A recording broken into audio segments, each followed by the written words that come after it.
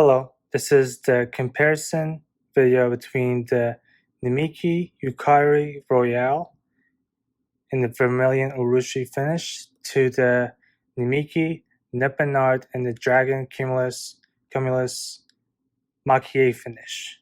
They're both made of Urushi lacquer. Okay, let's get into the comparison. First, look at the box it comes in. It comes in this traditional box for the Namiki Nippon and the Yukari Royale comes in this way bigger box, but yeah, you can check out my unboxing of either of these pens for what's inside each of them. Now for the pen itself, in terms of size, you can see the Yukari Royale is not only is it longer, it has way more girth to it. I mean, yeah, this is now they both have the same design for the clip with the Namiki and Namiki logo. This clip is still a bit bigger considering its proportion to the size, and they both have serial numbers on top of the clip, which is good. And they both have this like bronze trim, like bronze gold trim, and then again that's attached to the cap itself, not the body of the pen, and have traditional ball clip and everything. So let's get into just Nippon art version. As you can see, this is the Maki-e Dragon Cumulus finish. This is made of silver and gold dust. This is the group signature for the people that work on it. I think it's a collective signature, whereas this does not have any signature because this is not a Maki-e finish. It's just a traditional, just Vermillion Urushi. I mean, this is just gorgeous. Now, when it comes to the nib, when it's uncapped, the size comparison, I will not be posting neither of these pens because I don't want damage to Urushi lacquer.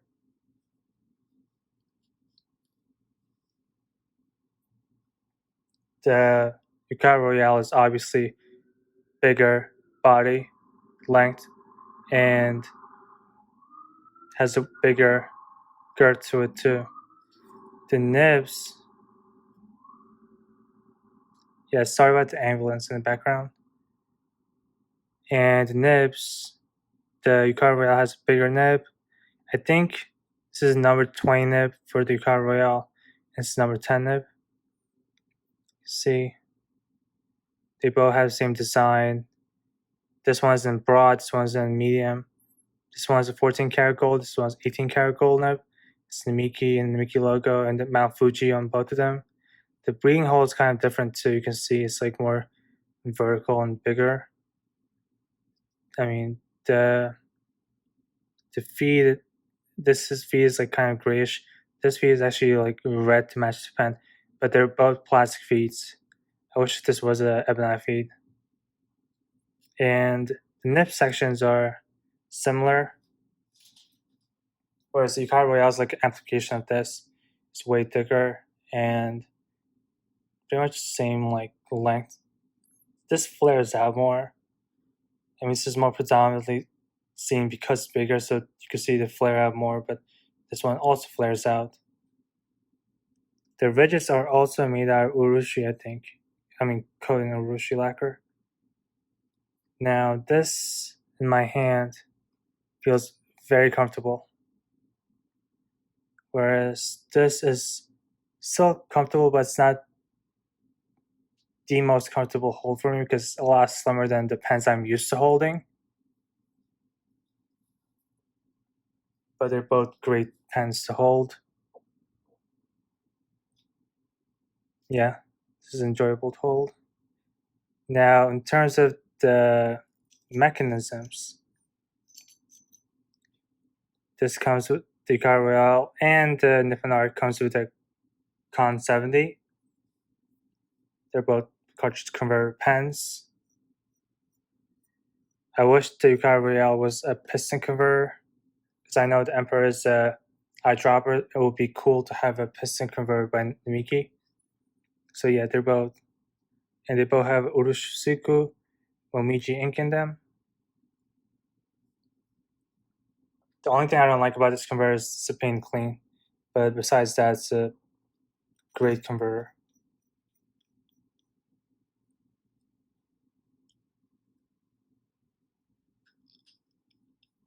So we'll get into the writing sample. Then we'll see what I like and what I don't like about these two pens.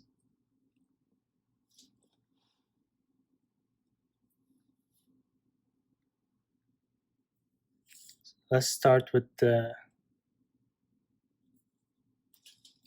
Namiki Nippon Art and the Dragon Cumulus in medium. Let's see if I.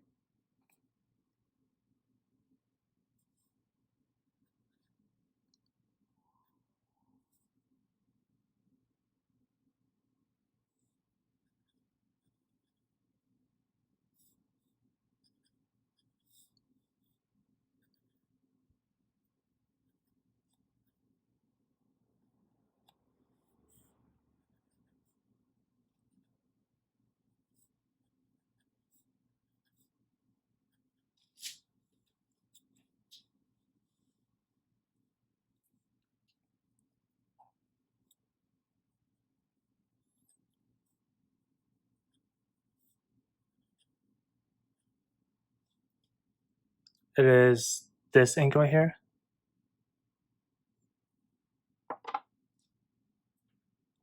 This is a great pen.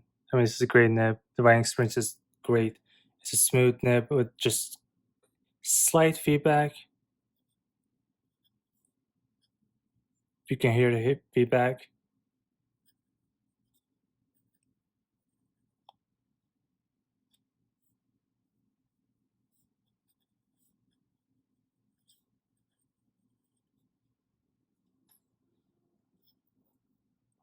There isn't a really line variation with this. I mean, this is a medium, Japanese medium. It's on the finer side. Not much line variation. But it is a rather smooth nib. It's like a same feeling to the Custom 23 nib. Now let's move on to the Namiki Yukari Royale. So this is a broad nib. And this is a Japanese broad, so it's not the same as, say, like a Pelican.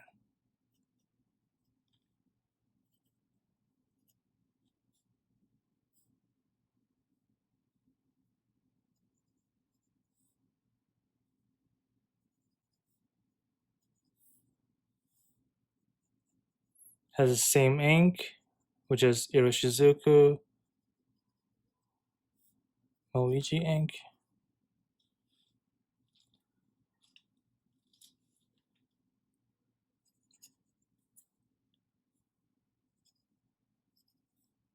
This is slightly more smoother than the Nippon Art, in my opinion. And it still has some feedback, but it's a good type of feedback, if you know what I mean. Sorry about my handwriting. I'm looking through my iPhone camera while I'm writing. There's not that much line variation with this. I mean, there's slight line variation, but I would not use this as kind of like flexi kind of nib because this is an expensive pen.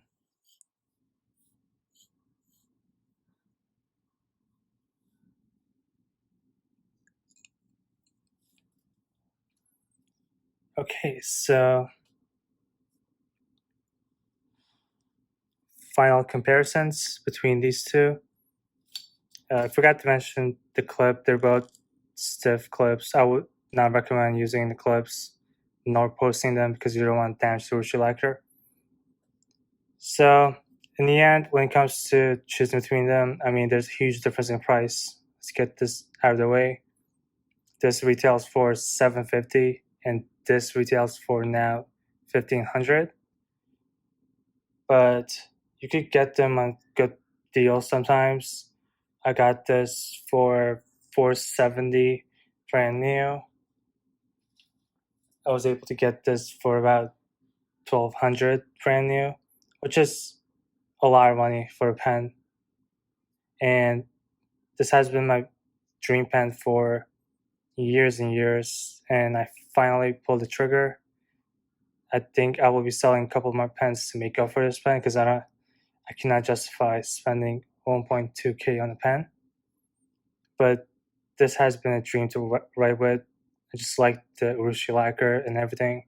So if you like a Maki-e design and you want to get into Namiki pens, this is a good entry point where you could get this for around $450, $470, or $500 brand new. And you can get both of these, I think, in the used market for around for this 1,100, something like that. This for about $450. But yeah, these are both great pens. I mean, if you're getting either of these pens, then you're not only getting it for the writing experience, but mostly getting it for the craftsmanship that comes with Namiki Urushi lacquer pens. And these will age beautiful over the years. I mean, this will change color, which I like about it. It might look kind of dull, but that's what I am looking for, because as you use the pen more and more, it becomes kind of like part of you. And yeah, the biggest difference for me is that I find this more comfortable than this because it's way more slimmer.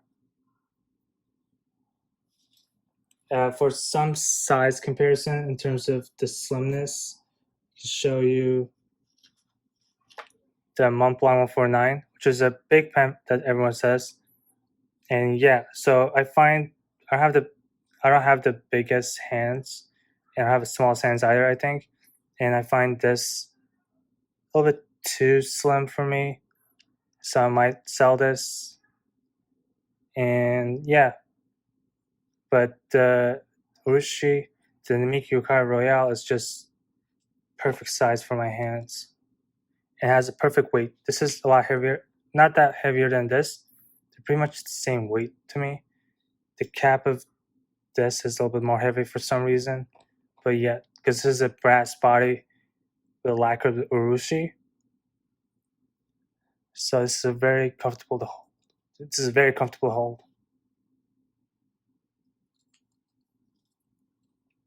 But yeah, so